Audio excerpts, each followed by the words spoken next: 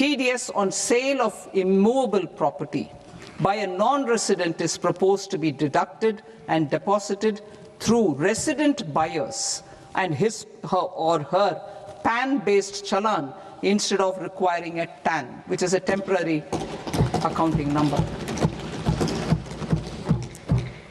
I propose to reduce TCS rate for pursuing education and for medical purposes under the liberalized remittance scheme, popularly known as LRS, from 5% to 2%. வரி விதிப்பு மற்றும் சலுகைகளின் எதிரொலியாக விலை குறையும் பொருட்கள்.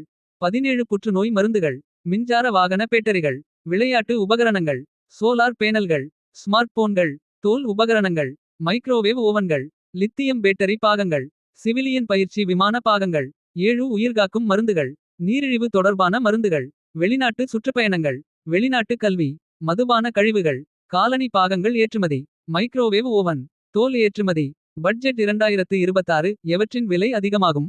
Cigarette, PT, பான் மசாலா, குட்கா, இரும்பு, நிலக்கரி, உப்பு போன்ற கனிமங்கள். ரூபாயில் மத்திய அரசின் வரவு எவ்வளவு, செலவு எவ்வளவு குறித்த தகவல் வெளியாகி உள்ளது.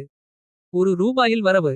கடன் மற்றும் திருப்பி செலுத்த 24 விழுக்காடு கடன் அல்லாத மூலதன வரவு, 2 விழுக்காடு வரி அல்லாத வருவாய், 10 விழுக்காடு ஜிஎஸ்டி மற்றும் பிற வரிகள், 15 விழுக்காடு கார்ப்பரேட் வரி, 18 விழுக்காடு வருமான வரி, 21 விழுக்காடு சுங்க வரி, 4 விழுக்காடு மத்திய கலால் வரி, 6 விழுக்காடு. ரூபாயில் செலவு. மாநிலங்களின் வரி பகிர்வு 22 விழுக்காடு நிதிக்குழு மற்றும் மற்ற பகிர்வுகள், 7 விழுக்காடு மத்திய அரசின் ஆதரவு பெற்ற திட்டங்கள், 8 விழுக்காடு வட்டி கட்டுதல், 20 விழுக்காடு மற்ற செலவினங்கள், 7 விழுக்காடு பென்ஷன், 2 விழுக்காடு மத்திய அரசின் திட்டங்கள், 17 விழுக்காடு முக்கிய மானியங்கள், 6 விழுக்காடு பாதுகாப்புத்துறை, 11 விழுக்காடு.